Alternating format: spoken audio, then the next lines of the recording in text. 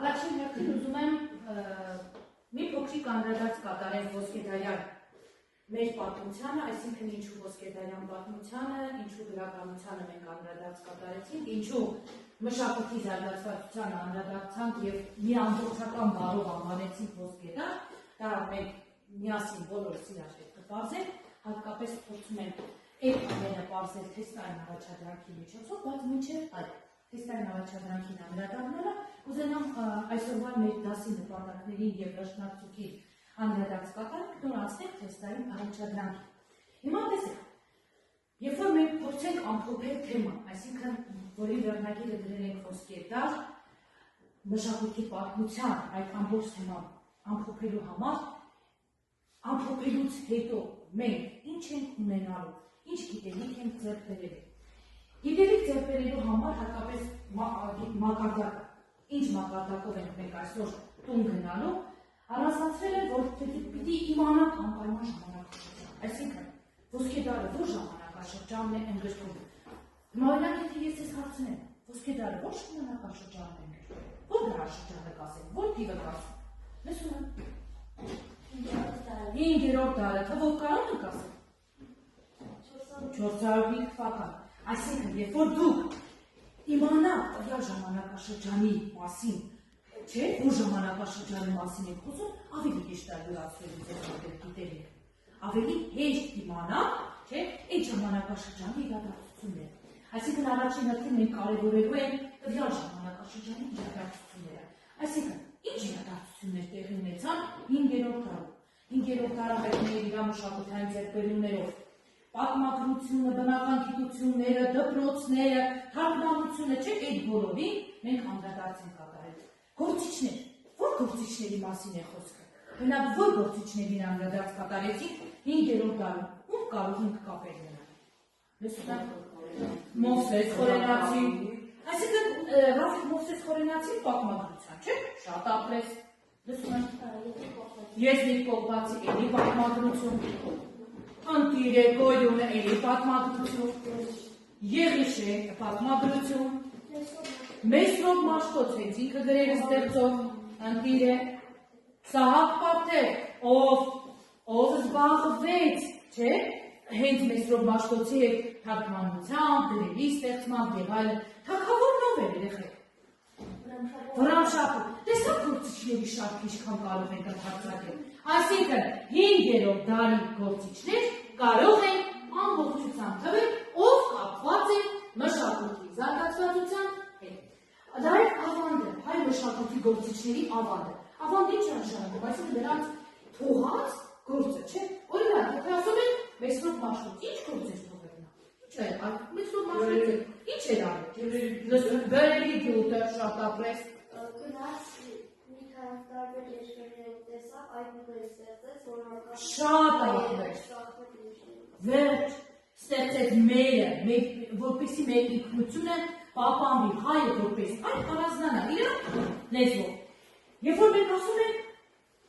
վերլուծել, չէ, պատմական փաստերը։ Այսինքն, այդ ինչ փաստեր տեղի ունեցան, այդ ինչ իրադարձություններ տեղի ունեցան, որ մենք գիտակցեցինք, որ մենք պետք է ունենանք գիր։ Հիմա տեսեք, երբ որ ինչ-որ մի բան է տեղի ունենում աշխարհում կամ ընդհանրապես դասարանում, դպրոցում, փողոցում, տանը, երբ որ ինչ-որ մի իրադարձություն է տեղի ունենում, անպայման այդ իրադարձությանը պետք է ունենա պատճառ, չէ՞։ Առանց պատճառի մենք այստեղ հավաքվել ենք, իհարկե ոչ։ Պատճառ պետք է ունենա, եւ այդ պատճառը, չէ, փաստ,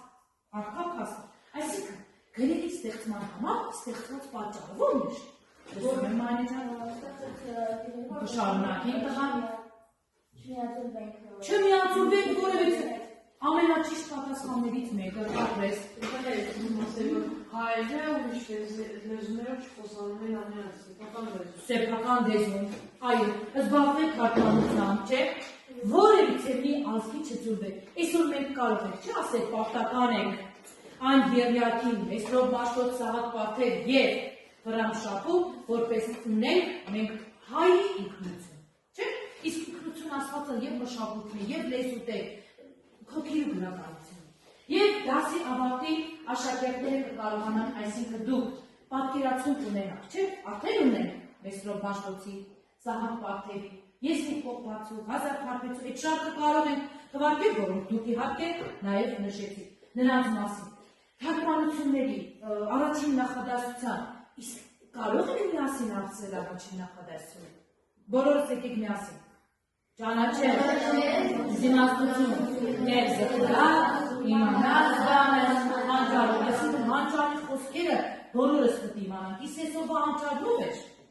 մեր հանճար, մեզ որ հաշտոցը, շատ ապրել։ Իսկ հիմա, որպեսզի ավելի արդյունավետ լինի նաև մեր 5-րդ դարի մասին պատկերացումը, մենք այդ պատկերացման մեջ, որ չենք կարող չընդգրկել բնակավարները, այն բնակավարները, որոնք զարգացան 5-րդ դարում, դա ճարտարապետություններ, թատրոններ, արվեստներ, դպրոցներ, գիտության բոլոր բնակավարները սկսեցին թող զարգանալ։ Այսինքն, եթե դա չլիներ, չէ, այդ զարգացվածության մակարդակը չլիներ, չենք կարող, չէ՞ ասել ոսկե դար։ Չէ՞։ Այո, իսկ հիմա, քանի որ ես ուզում եմ նաև այս ձեր իմացած գիտելիքը ավելի հիմնավոր լինի, դրա համար մենք կատարենք թեստային առաջադրանք։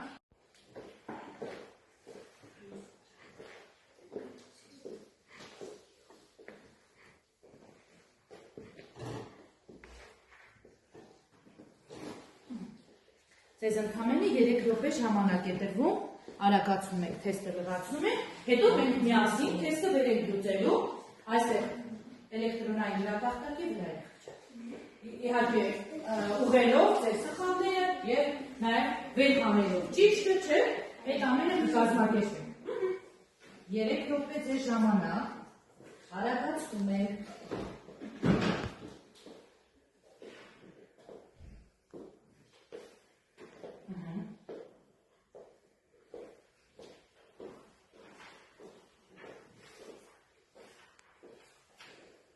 Հարցերը ինքը հստակ հարցը տրված է, դուք երբ որ կարդում եք, չշտապեք, մենք էլի ունենք թեստային առաջադրանքներ, դրա համար ենք ես ասում 3 րոպե, որտեղ մի թեստային առաջադրանքով չենք կարող, չէ՞, հիմնականում մեր նպատակին հասնել կամ վերջնարդյունքին հասնել։ Մի քանի թեստեր կազմակերպենք կրկնությունը ավելի արդյունավետ լինելու համար։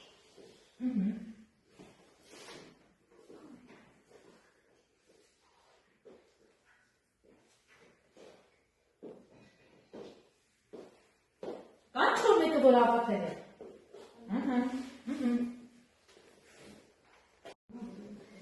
Հիմա ստուգենք տեսնենք ով ինչպես է պատասխանել։ Օրինակ, առաջին հարցին նա առաջին ներով ամբողջական շահագրեց հայոց պատմությունը։ Տեսնեմ ով ինչպես է պատասխանում, Նարեկն է պատասխանում։ Խորենացի է պատասխանում։ Բոլորս են խորենացի պատասխանում։ Խորենացի։ Հիմա տեսնենք համակարգը ընդունում է ձեր պատասխանը։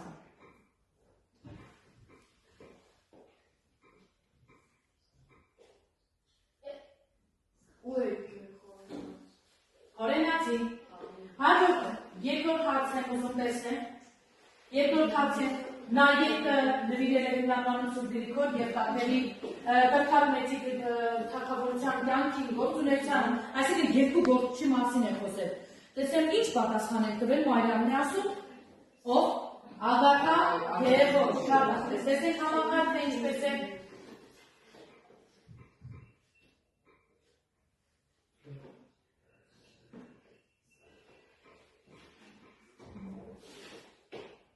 Ահա, Ագաթան Գևորգ, հաջորդը տեսնենք, երրորդ հարցին ենք պատասխանում, երրորդ հարց։ Նրա երկը ընդգրկում է 4-րդ դարի սկզբից մինչև 355-87 թվականի պատմության մասին է խոսքը։ Հրաժարվեք տեսնենք, որ պատասխանն ենք ընդգրկել։ Հաջորդ հարցը, Բյուզանդի անունը, տեսնեմ ինչով հարցրել, Փաստոց, շատ ապրես, տեսնենք համակարգը ընդունում է մեր պատասխանը։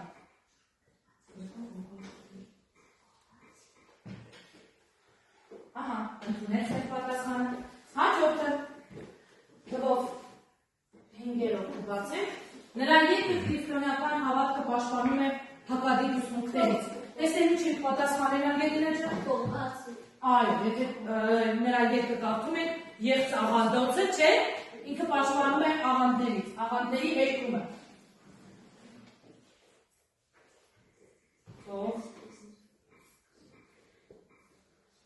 փոխվացի։ Համակարգի տեսքն ընդունում եմ, համակարգը ևս ընդունեց։ Հիմա բացենք 6-րդ հարցի պատասխանը, տեսնենք ճիշտ ենք քրճել եւ փոխվածու անունը ինչ է։ Եզնիկ, այո, եզնիկ փոխվածի։ Եզնիկ փոխվածի։ Անցանք հաջորդ հարցի, մենք արդեն եկել ենք 7-րդ հարցը։ Վարդանիկ եւ հայոց պատերազմի մասին ո՞ր պատմիչն է դրել։ Եվորդ ջան, Երիշեն է դրել։ Այո, դուք գործիչների երբ որ թվարկում եք Երիշեի անդրադարձ կատարեցին։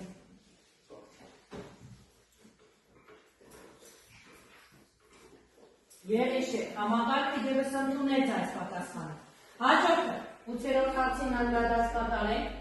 4-րդ դարի նշանավոր պատմիչ, ինչի ներկայացուցիչ կամ բնական գիտության բնագավառի կամ չգիտեմ, որ բնագավառի Պարոն Հայկազենը։ Լսում ենք ինչ բնագավառի ներկայացուցիչ է։ Փիլիսոփա, շատ ահռելի։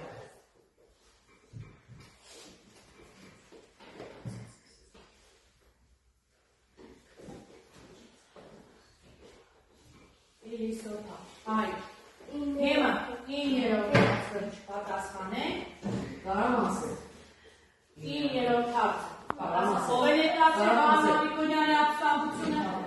Հարպեցին է ներկայացրել։